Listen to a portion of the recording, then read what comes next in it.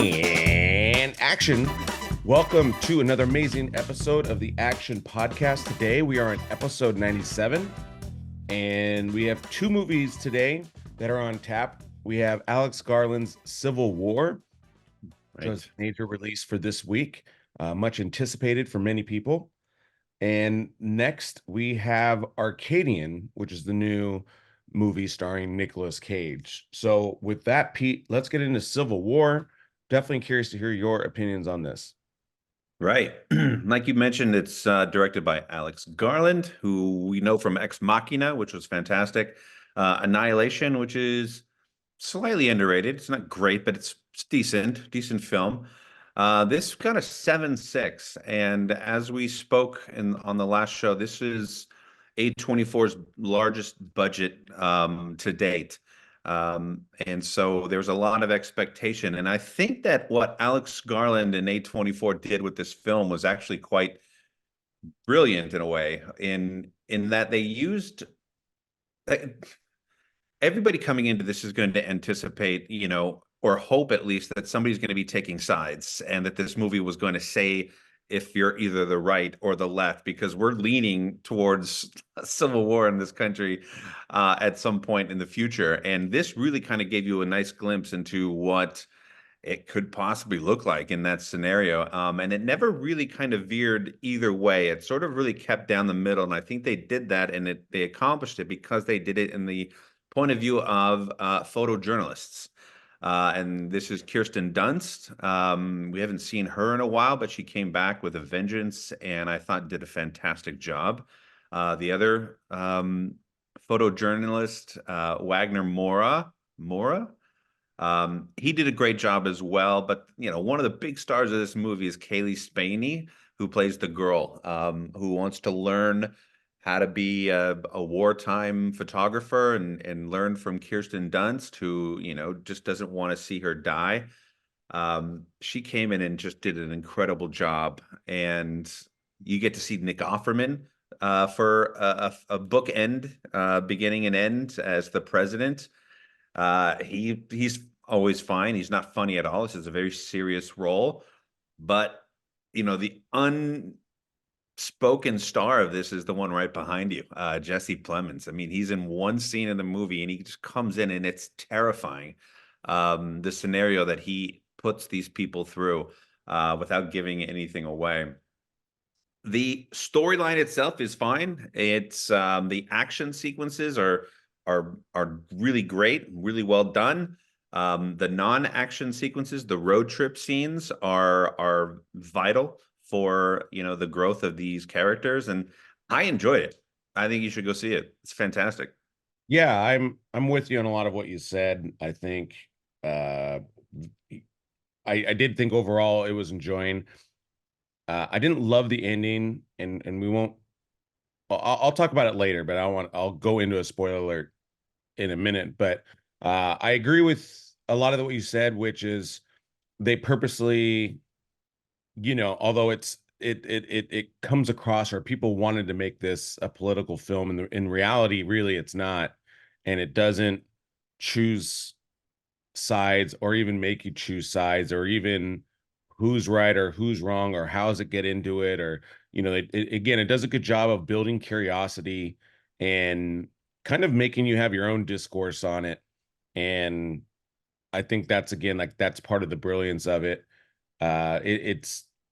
It's like you're saying, this is the main characters are the war photographers, and so they have some real interesting sequences with just kind of that craft. And so for me, that was a big entertaining aspect of it, was just these photographers and their mindset on achieving something, and kind of putting your body, or your in their case their life as well, out there for an awesome shot. And I've definitely done that in my career, not necessarily my life, but I've definitely done some physical things where it can be tough, but that's kind of what you're going for. That's what you signed up for. And it really came through. It was very gritty and very realistic, the way they did this movie. Yeah. There were some cool sequences with music. I wish the score was a little bit more. Felt like there was an opportunity for the score to be really like incredible. Right.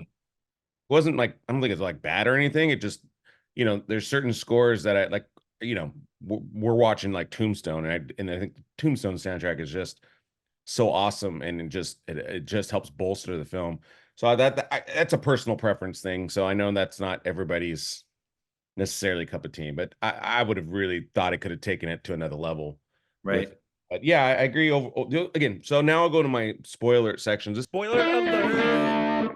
This is about the ending specifically, and I think this is the only part that really, I guess, just I just didn't like. And it's just at the end.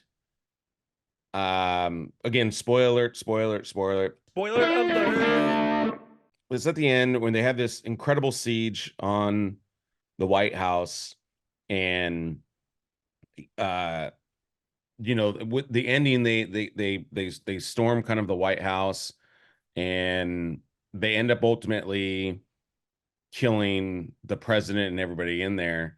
And I think it's just I just felt that ending was kind of un-American, because we've had a civil war where we've got to the ending, and it was civil still, because they're still Americans. And in this one, they treat them more like they were terrorists. And I know I've heard some things where it's like, well, they're trying to also show you like, like that's the American way type of a thing. But with the exception of really, well, I don't want to say just is the only exception, but just in general, like I feel like even if there was a future one, I don't think guys are shooting to kill the opposition like that, because that's not how our military kind of operates for the most part. I mean, there still is with the exception of like the real high end people, but this is an American president, and they went and just kind of assassinated him. That part just kind of like didn't really settle well with me, but I could see the other arguments of why they did it and whatnot. So it is what it is. Like, I think it's more of my own personal preference. I would have preferred something different, but it is what it is. Yeah, I think though he almost had to die really at the end, because the buildup to it was, I mean, you saw both sides being very vicious Yeah. and relentless and unforgiving in various scenes, and they were spaced out properly, but every time it was something in front of you that was just like, oh my gosh, that's awful, and it really kind of immersed you in that world. So it's good. I'm glad they killed him at the end, but Yeah, I mean, like I said, like it does kind of go within theme, I guess. Yeah, I guess that's also part of the whole point is of how extreme sides are. And I listened to an interview with him, very and patriotic. that's really the basis of this movie is just extremism is bad on either side, and it's not so much about whether you're extreme left or extreme right. Like extremism in general is a bad thing. And the director considers himself a centrist in general. He's obviously not American, so that's also, I think, important to know. Right. Again, overall, I like what he did, and I like his approach. And again, I actually want to see this again. I was hoping to see it again before we did this podcast, but yeah, I thought it was good. So check it out. Definitely check it out. The next film, I can almost argue I like this film even more, and it's Arcadian with Nicolas Cage, like I mentioned. This has a 6.4 IMDb rating. And this is directed by Benjamin Brewer, Right. who he was the lead visual effects artist in Everything Everywhere All at Once. He also did the screenplay for Reptile, which we saw on Netflix, which I liked. So That was good. this is really kind of, I think, his first major kind of directorial effort. And I'll go first on this one, Pete. But Sure, but he did some shorts, and he did some music videos and stuff like that. So yeah, yeah, yeah. he has directed some stuff before, just not feature. Well, Right, I think he did one feature before, but it was right. small and whatever. Overall, I thought this film, like, from the get-go, you're kind of curious. I didn't really watch a trailer, I don't think, before I saw this, or I think I saw a trailer and it's been a while. So I really came into this movie not really knowing where this movie's going to go at all. Right. I was definitely blind as well. Yeah, so you're just kind of in it, and then right away you're just there's rules, and it kind of definitely had this like almost like a Quiet Place type of scenario where it's just like, okay, there's rules, there's something, but I didn't know if it was just like a terrorist type thing, and then you know then it just kind of gets into it, and the movie just goes after that. And then, yeah, I don't want to get into too many spoilers because I think a lot of people probably haven't seen this yet. But overall, I just enjoyed the journey. I thought it was from beginning to end, I was just kind of locked in and enjoyed the ride. And I thought this was just absolutely entertaining. And uh with the music, I didn't love the cinematography. I thought the cinematography was a little shaky. That's probably my only little like nitpicking complaint. Right. But overall, I was able to overcome that and just enjoy the movie in general. But this is definitely probably one of my more favorite movies of the year. I don't have an exact placement where I put it, but I I mean, there's a part of me that liked it more than Civil War, but I think Civil War also has some elements that makes that movie better too. They're both a little different, but I just loved Arcadian. It's just there's just kind of an unadulterated entertaining aspect to it. So like my comp, like I mentioned, it's kind of like a Quiet Place meets like I Am Legend, so this dystopian type, you know, world, that setting, and it's kind of just a pure survival movie type thing. So again, on an entertainment level, I put it very, very high. Um, Civil War is probably a better crafted film, Right. but Arcadian's a movie you can easily watch over and over and over again. So Yeah, there was just I agree it was good and I had fun with this movie as well. It's always dangerous when you do these sort of movies where you're not really sure what they're kind of hiding from, running from, locking themselves inside. Is it terrorism, like you're saying? Is it alien? Like, what is it? Like, what's going on? yeah, I thought they did a good job with the buildup. I thought you got a really great sense of the dad with the twin son relationship. Like, I thought that was really well done. There was yeah. a moment, and I won't give it away. There was just like a quick moment that maybe it's just because I blinked or something, but something happened all of a sudden, like right before sort of the ending of the movie that I just didn't understand, or it just happened so fast. Um, and well, I can't really say this without really kind of giving it away. Well, okay, well, now we'll cut into a spoiler alert again. So spoiler it, spoil it, spoiler it, because Spoiler alert! I'm kind of curious what you're talking about, and maybe I can help you through it. Right. Well, when the second that when the other son who stays usually at that other House? farm Yeah. at that other house, when he just all of a sudden he gets the medication, he's given the medication, and then like literally 2 seconds later there were a bunch of like those really awful bad guys there, and I didn't know how they got there. Did they work Oh, at the yeah, house? yeah. They're the guards essentially. And so, So but they're then they they're the security. They stay on the outside and they protect people, make sure people don't go in. So when he left the house, he's running and they're like, "Hey, what are you doing?" And they see the medication in his hand and like, "Oh, you're stealing." And he's like, "No, no, no, she gave it to me. right, but Why are you running?" And I'm like, "Because I don't have any time. Like I have to leave." he knows the family that he's been there a bunch of times, so they have to know him, and No, it they just know him. They think he stole medicine. right. But I mean, to that extent, they would take him stealing some medication. Like it just went from like 0 to 60, like real fast.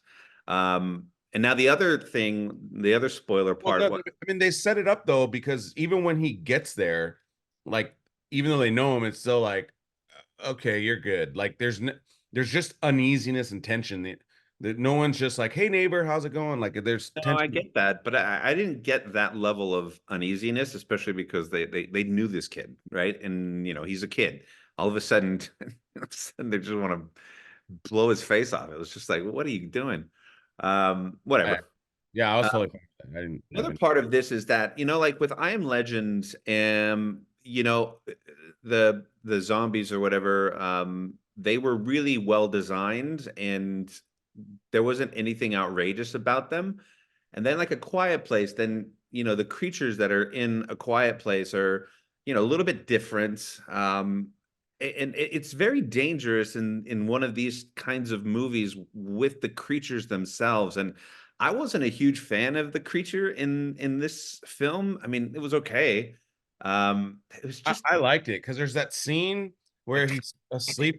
Well, when he's asleep on the couch, and I don't think you've seen the monster at this point, and you don't even know that they're no monsters. that part. And the thing it just extends across the Yeah, thing. I'm that, like, oh, like no, that part was creepy. That part was awesome. I'm talking about because that was the reveal for me. That's why I was all in on the creature.